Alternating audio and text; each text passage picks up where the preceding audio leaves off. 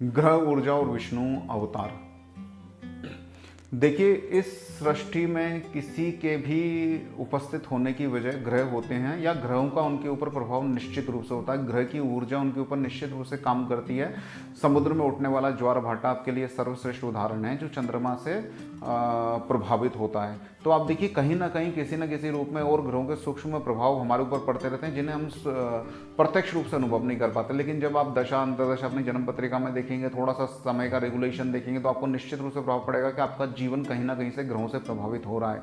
तो समस्त जीवित और अजीवित, चेतन और अचेतन पदार्थ हैं, वो ग्रहों से प्रभावित होते हैं। अगर आप जीवित हैं तो आप इंस्पायर्ड होगे, और अजीवित जो वस्तु है वो ग्रहों से प्रभावित होगी, कहीं ना कहीं सूक्ष्म रूप से उनके अंदर बदलाव आता रहेगा। तो जब विष्णु भी इस धरती पर साकार होते हैं, जब विष्णु भी प्रकट होते हैं, वो किसी न किसी ग्रह के विशेष आवरण को लेकर, विशेष ऊर्जा को लेकर ही प्रकट होते हैं। इसको पाराशर होराशास्त्र में सिर्फ एक श्लोक में बताया है।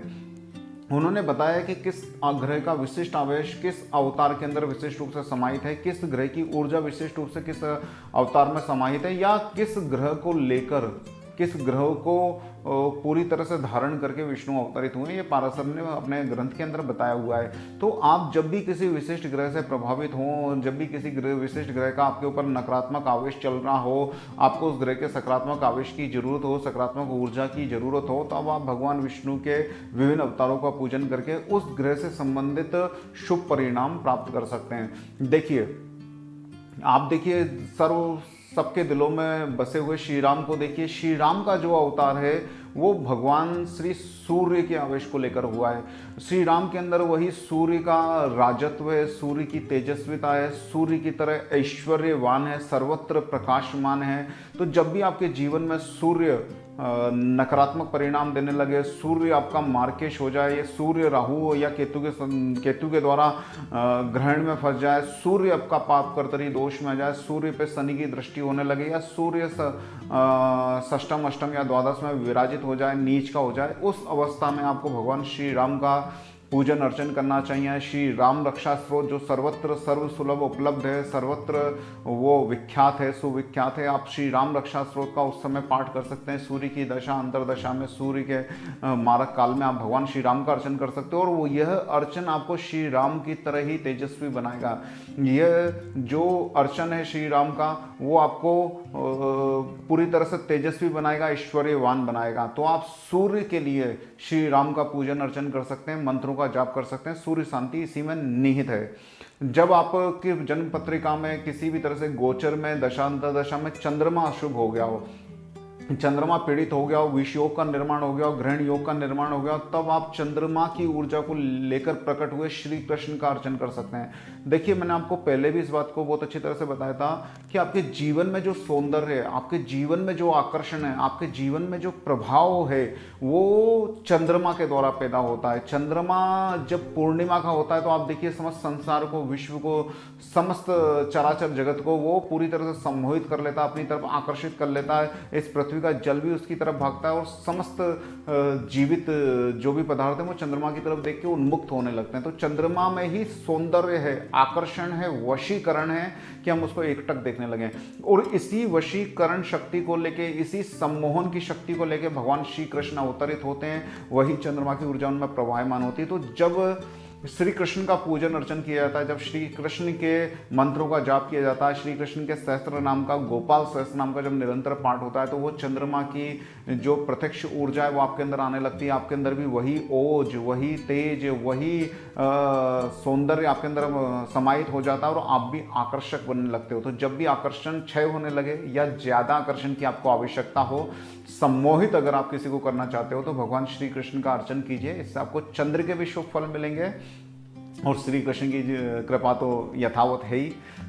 आगे चलते हैं और देखते हैं हम बुध ग्रह। देखिए, बुध बुद्धि का कारक है, आपके शरीर में स्नायु का वो कारक है, आपको बौद्धिक विकास और तर्क शक्ति बुध यहाँ पर देता है।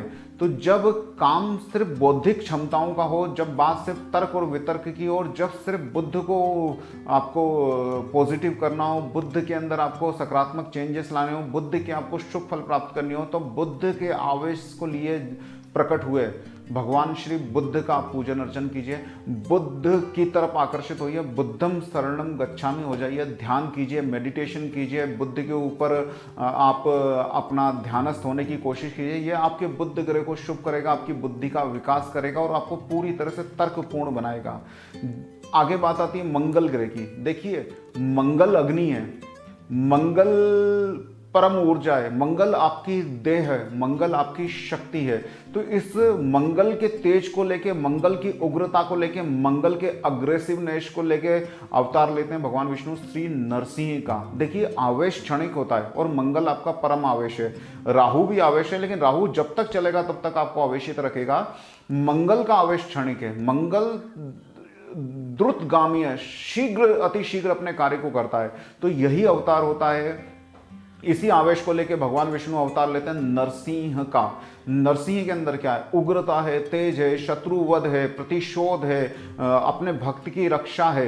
यही सब मंगल आपके जीवन के अंदर करता है। मंगल आपको उग्रता देता है, आवेश देता है, अपनी संपत्ति की रक्षा या अपने जो भी अपना प्रिय उसकी रक्षा के लिए आपको उत्तेजित करता है। तो जब जीवन में मंगल अस्त होने लगे, जब जीवन में मंगल कुप्रभावी हो, मंगल मार्केश के रूप में प्रकट हो जाए, मंगल के शुभ फल आपको जब प्राप्त करने हो, तो भगवान श्री नरसिंह का पूजन अर्चन आपको लाभान्वित करेगा। भगवान श्री नरसिंह के जाप आपको लाभान्वित करेंगे। भगवान श्री नरसिंह आपके अंदर वो रक्षात्मक प्रणाली को विकसित करेंगे जिससे आप अपने जीवन को सुखद जी सकते हैं। जब बात आती है बृहस्पति ग्रह की, देखिए, बृहस्पति का मतलब है ज्ञान, बृहस्पति का मतलब है स्वाभिमान। तो जब जीवन में आपके स्वाभिमान का क्षय होने लगे, आपको ज्ञान प्राप्ति में अड़चने आने लगे, जब आपका गुरुत्व क्षय होने लगे, तब आप भगवान वामन, जो बृहस्पति के तेज को, बृहस्पति की ऊर्जा को, बृहस्पति के प्रभाव को लेके प्रकट हुए, भगवान वामन का पूजन कीजिए। वामन का मतलब क्या? वामन का मतलब है स्वाभिमान, वामन का मतलब है छोटी कद होने के बावजूद भी परम तपस्वियों के बीच में जाके खड़ा होना और अपना हक मांगना, यही वामन अवतार है। तो आप के अंदर जब स्वाभिमान की कमी हो, जब आपके अंदर तेजस्विता की कमी हो, जब आपके अंदर अपने ही ज्ञान का अभाव हो, तब आप वामन अवतार का पूजन कर सकते हैं और पुनः अपने स्वाभिमान की प्राप्ति कर सकते हैं। शुक्र, देखिए, आपको पहले ही मैंने अभी बताया है कि जो चंद्रमा है वो आकर्षण है। कई लोग शुक्र को आकर्षण समझते हैं। शुक्र आकर्षण नहीं है, शुक्र विलासिता है या विलासिता की भूख है।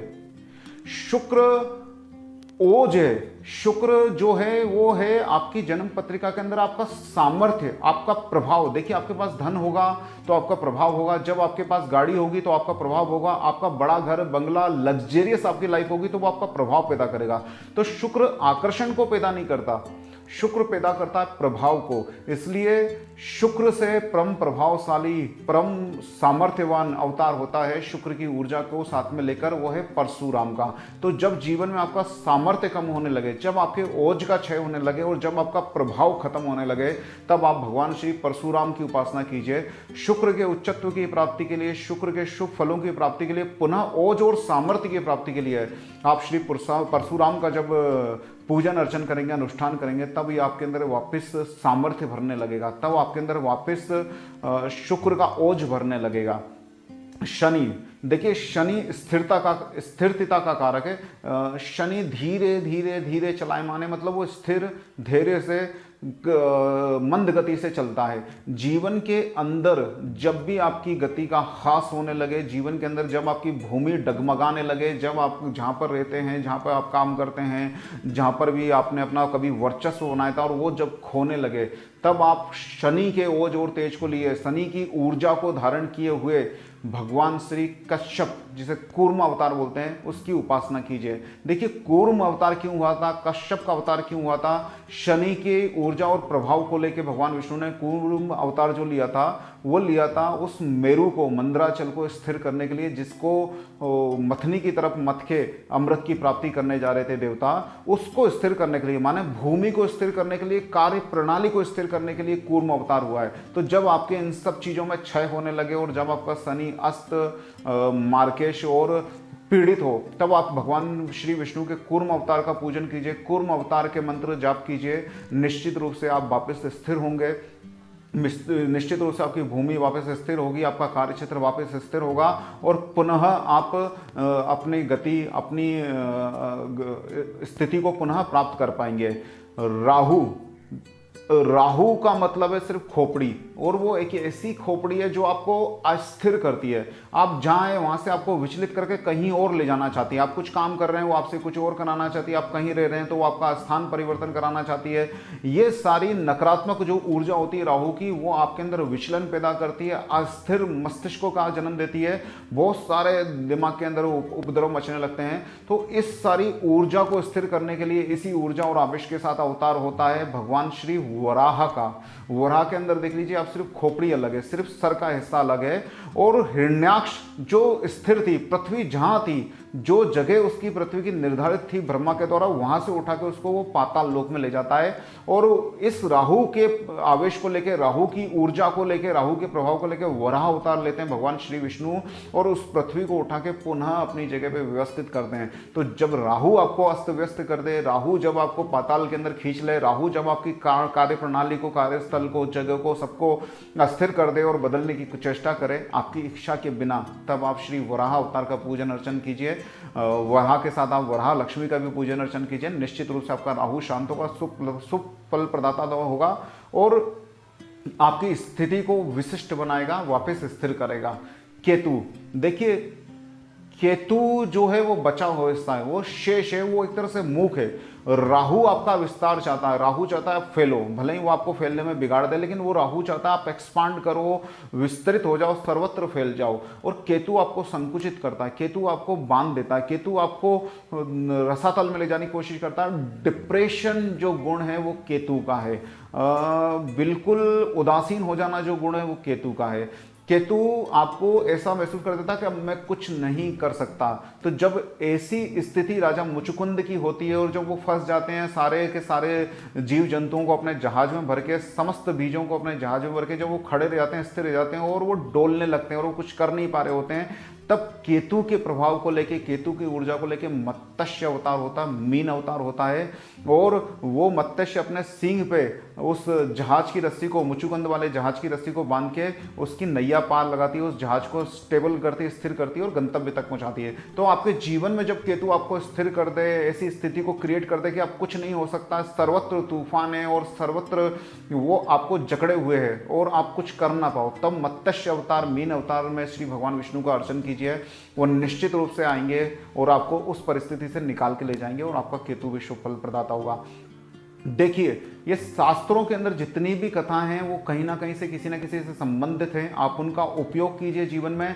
हर कथा आपके जीवन में परिवर्तन लाने के लिए है, हर कथा आपके अंदर विशिष्ट कुछ पैदा करने के लिए, हर कथा अपने साथ कुछ लेके आती है जो आपके जीवन के लिए उपयोगी हो सकता है। आप उनको ग्रहण कीजिए। ये विष्णु के जो अवतार हैं, इनका पूजन अर्चन अपने ग्रह के अनुरूप कीजिए। अगर आपके इष्ट विष्णु हैं तो आप इन विष्णु के विभिन्न स्वरूपों का पूजन करके अपने नवग्रहों की शांति कर सकते हैं, नवग्रहों के उपाय कर सकते हैं और नवग्रहों के समस्त शुभ फलों को प्राप्त कर सकते हैं। जय श्री कृष्ण।